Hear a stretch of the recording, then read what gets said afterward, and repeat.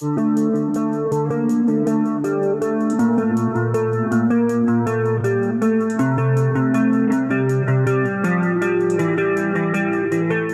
nearly a decade of legal battles, emotional testimony, retrials, and public scrutiny, one of Harvey Weinstein's most prominent accusers says she's had enough. Jessica Mann, the woman who accused the former Hollywood mogul of raping her in a Manhattan hotel room in 2013, has announced she will not participate in a fourth trial against Weinstein. In a powerful and deeply personal statement to the court, Mann reportedly says the pursuit of justice has cost her more than she ever imagined, leaving her traumatized, exhausted, and permanently changed. Her decision now brings another dramatic chapter of the Harvey Weinstein saga to a close, while raising fresh questions about whether the legal system truly serves survivors of sexual assault. Here's what happened. Nearly 8 years after first coming forward publicly, Jessica Mann says she can no longer continue fighting in court.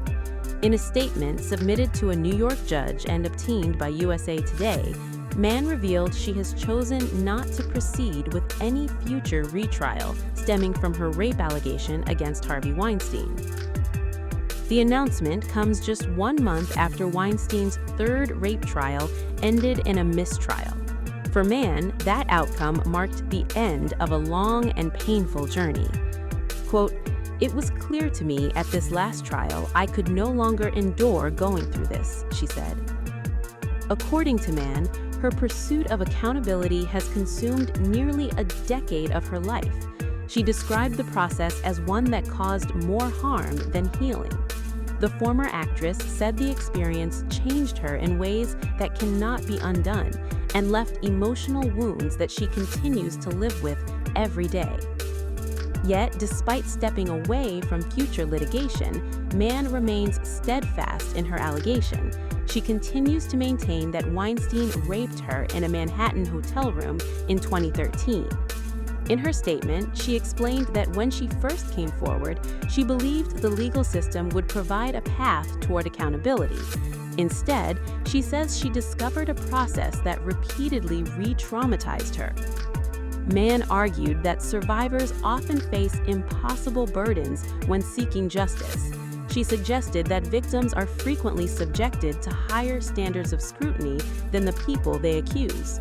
According to Mann, what happened to her, both inside and outside the courtroom, serves as a warning to other survivors about the personal cost of coming forward.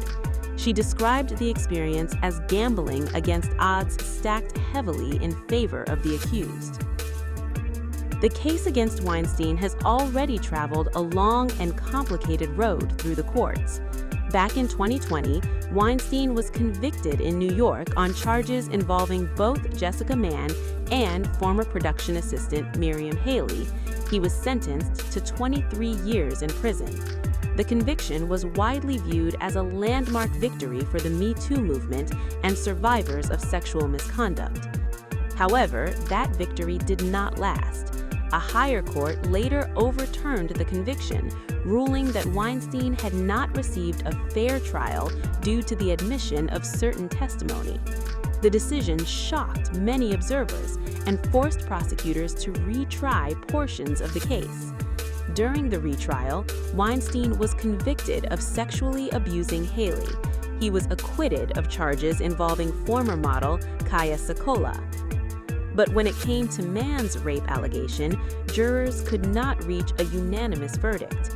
The result was a mistrial. A subsequent effort to retry that charge also ended without a resolution. Now, with Mann declining to participate any further, prosecutors have officially ended their pursuit of another retrial. Charges should never have been brought to begin with.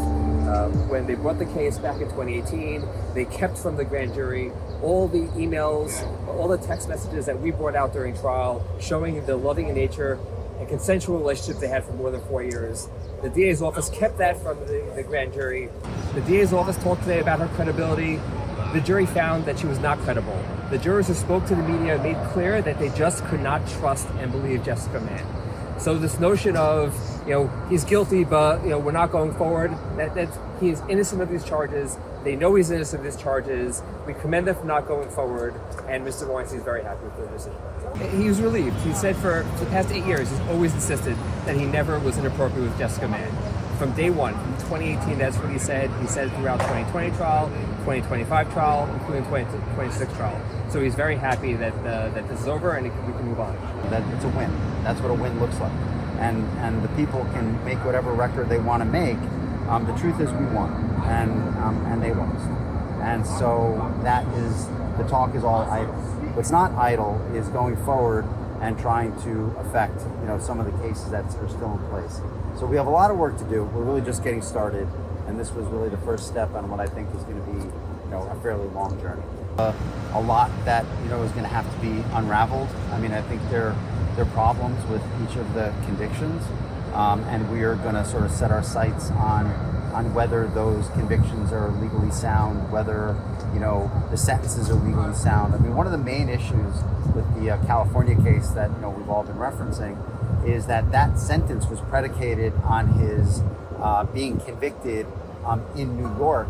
That conviction has since been reversed. So we think that's not a sound sentence because of that. And so we're going to address all of these things. Now that we're involved, I think we're going to take a role working with the other lawyers to try and undo some of these things. I mean, Harvey Weinstein's been in jail a long time. He's ill. He's not getting any younger. And we feel very strongly that he's paid his debt to society, more than his debt to society. And we're going to want him to be released.